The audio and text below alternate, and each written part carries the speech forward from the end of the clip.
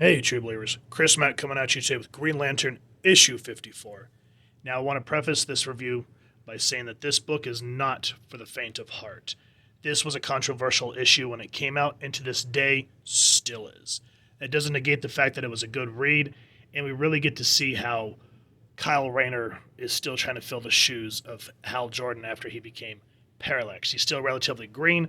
We read the latter issues now, and we see how much Kyle Rayner has grown. But this is when he was still kind of new to things and had a lot to learn. So the print date on this book was August 1994, and this is called Forced Entry. And this kind of drives me nuts when they don't give you the full name because I'm not good with first names, but I think this is Ron Mars writing. I'm just going to go through it this way since they did decide to make it this kind of a pain in the butt. Mars, Carr, Aucoin, I believe, Banks, Tanghal, Matson, De Guzman, and Barangza, and Dooley. And I like that they kind of made it look like it's part of the Hollywood Hills and that the L just kind of flatly just, it's kind of funny. But here we see Kyle with his girlfriend Alex DeWitt. From what I understand in the latter issues, because I believe the last issue of Emerald Twilight was issue 54, where we see Kyle get the ring and he's like, oh boy. And then after that, I think him and Alex, they had kind of an on and off again, like their relationship was kind of rocky because Kyle is an artist, so he's kind of scatterbrained and didn't seem very adultish at this point, as now we see that's kind of the opposite of what Kyle Rayner is. But he has this power, and he feels a little, more confident about himself. And, she says, where does she say it? Hold on. Let me go back to it. I can't remember where she says it. He goes, come on, who are you kidding? You're loving it. Night on the town with your handsome prince. Now this. Better than a ride in a stretch limo. Kyle, slow down for heaven's sake. But it attracts a little more attention, doesn't it? You've really got to stop this, Kyle. If Miss Crevice sees what we're... Nag. Okay, truce. I'm sorry. I really did have a good time tonight. Especially the ride home.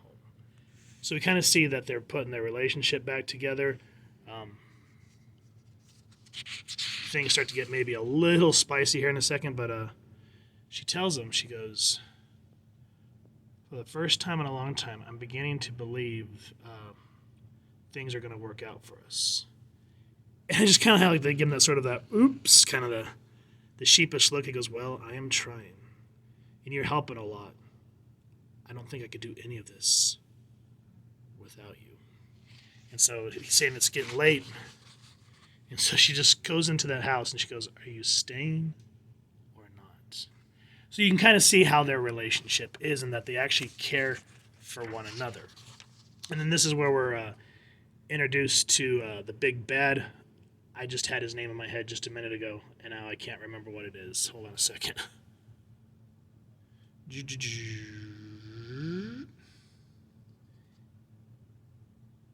Yeah, I can't remember his name. I love that when you look at something, then your brain's just like, nope. But keep on the same Mr. Big, but I think it's Major Force, I think is his name. But anyway, he gets this dossier, and we see pictures of her with the Green Lantern.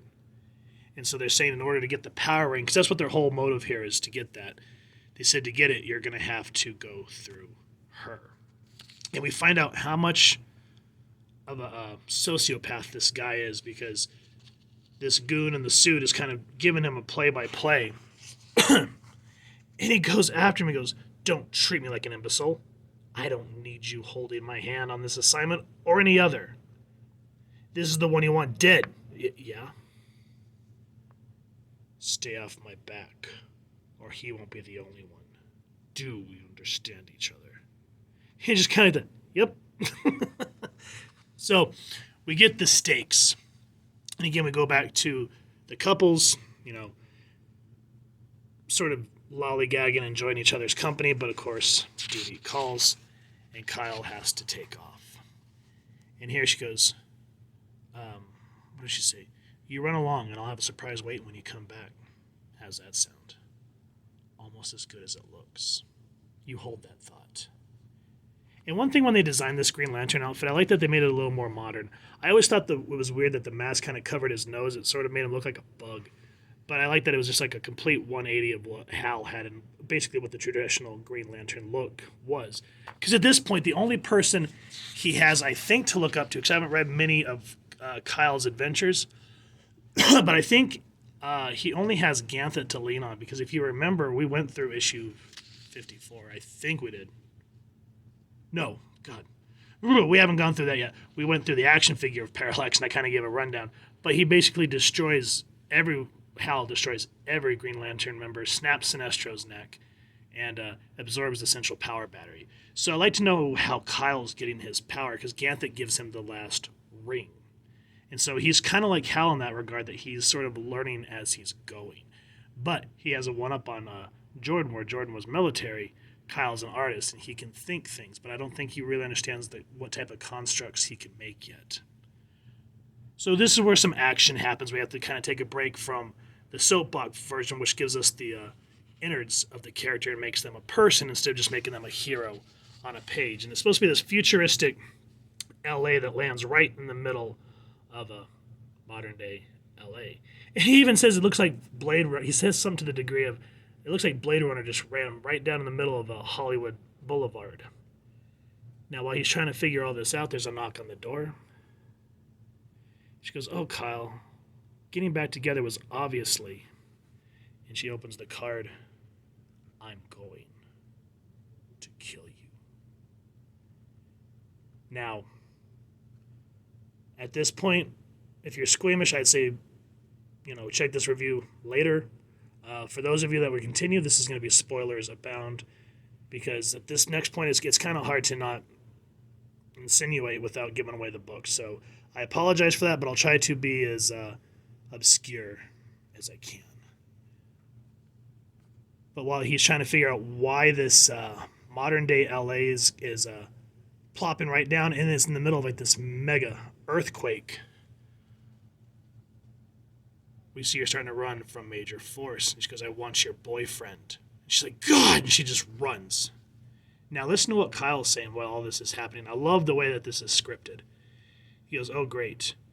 2 blocks from the future show up right when they're in the middle of the big one. We see a knife pulled. I thought the one back in January was bad, but I wasn't Green Lantern then." She tries to slash him. Nothing. If I had been, maybe I could have prevented some of the damage. Saved some lives, maybe. So I love the contrast of what he's doing compared to what's going on back at his girlfriend's house. It's just really heartbreaking, and the way that Major Force just goes after her while Kyle's doing all these heroics. He goes, "How am I supposed to stop an earthquake?" All right, maybe I can't stop the quake. Maybe I can brace everything against it.